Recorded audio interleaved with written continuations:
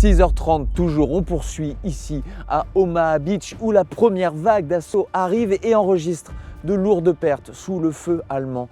Témoin direct de cet épisode sanglant, Charles Shea. Il fait partie de cette première vague. Il est médic, infirmier auprès de ses camarades. On vous raconte tout de suite son histoire dans ce nouvel épisode de 6 juin 1944, l'aube qui a changé le monde.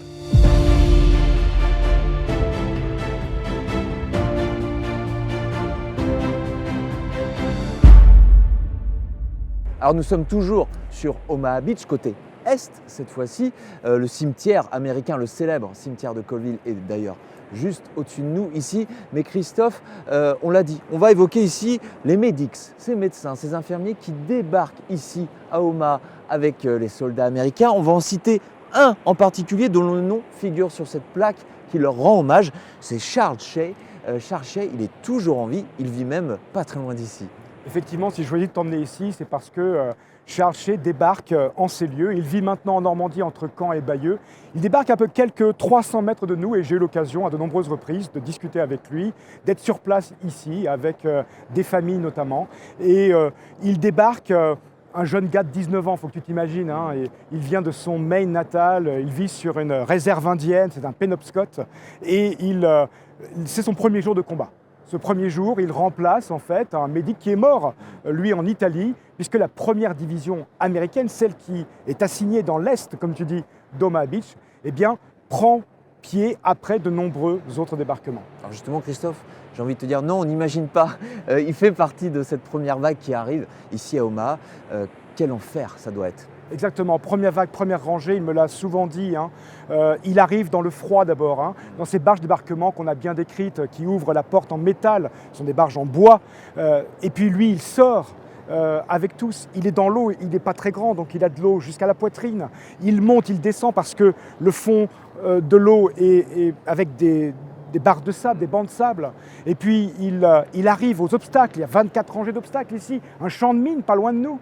Et il continue et il atteint le filet dunaire où il y a des petits galets qui sont là, des piles de galets qui lui donnent une impression de protection. Il se pose, il regarde à l'arrière, la marée est déjà montante. Et il voit les premiers hommes, et c'est là la tragédie, c'est là l'horreur de la situation, il voit les premiers hommes blessés qui meurent noyés, rattrapés par les vagues quelque part. Il se convainc de retourner de l'autre côté, de les tirer jusqu'à la sécurité, derrière notamment ce lieu où nous sommes, où on établit avec son sergent Ray Lambert, on établit un premier poste de soins, derrière le filet dunaire aussi, et puis il recevra pour cette action, dont on ne sait pas combien de fois il l'a fait, il recevra une Silver Star, parce qu'en fait c'est un héros. Ici c'est l'un des lieux les plus sanglants, vraiment, d'Omaha Beach. Il y perd même son meilleur ami. Exactement, là on est sur Easy Red ici, après avoir été dans l'autre épisode sur Doug Green, ce sont les deux endroits les plus sanglants. Et Easy Red, de ce côté-là, est vraiment pas loin de nous. Il a 19 ans encore une fois, il arrive et il voit son meilleur ami, Edward Morsevich, dont le nom est aussi ici. Il voit son meilleur ami de 19 ans aussi, qui est en train d'agoniser avec une terrible blessure au ventre. Il lui donne de la morphine, tu sais, qu'ils ont sur eux en cas de douleur trop intense. Et tous les deux, ça c'est la fin. Il lui dit on se reverra dans le pays des esprits. Et il meurt dans ses bras littéralement. On continue à parler de Charles Shea puisque tu as mentionné ses origines Native American. Il y a un monument justement qui porte son nom, qui leur rend hommage à ces Native Americans. Il est un peu plus loin là-bas sur Omaha Beach. On y va, ok ? Allons-y.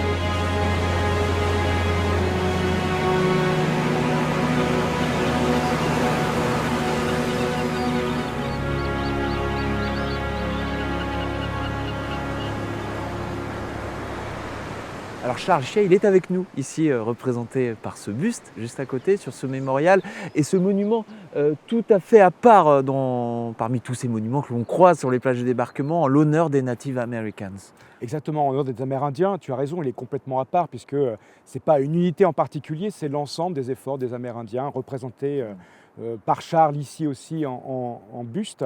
Cette tortue, c'est une tentative aussi d'unité culturelle au sein des Amérindiens. C'est le neveu de Charles qui l'a sculpté, avec de la pierre de Saint-Michel de Montjoie dans la Manche. Et tu regardes, elle a un prénom en fait, elle s'appelle Scarlett. Et elle regarde les États-Unis, le Maine en particulier, et l'île d'où est originaire Charles, sa maison de l'autre côté, et de l'autre côté de l'Atlantique, dans le jardin de Charles, dans sa maison, il y a une autre tortue qui s'appelle Marie et qui regarde vers nous. C'est l'unité franco-américaine et aussi des Amérindiens dans la bataille. Sur cette plage d'Omaha, cette tragédie d'Omaha, on le disait, qui pour beaucoup c'est la représentation du débarquement, à tel point même que cette dimension tragique, sacrificielle, elle a presque au final occulté le fait que ce débarquement, au fond, c'est une réussite militaire.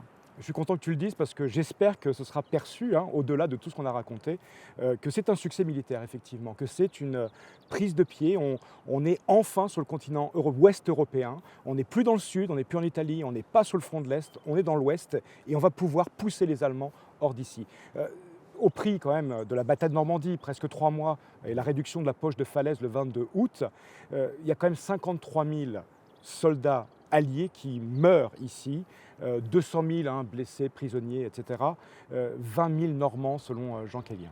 Et puisque le D-Day ne se limite pas à Omaha Beach, Christophe, on continue notre périple avec toi. Il y a encore bien d'autres événements à évoquer.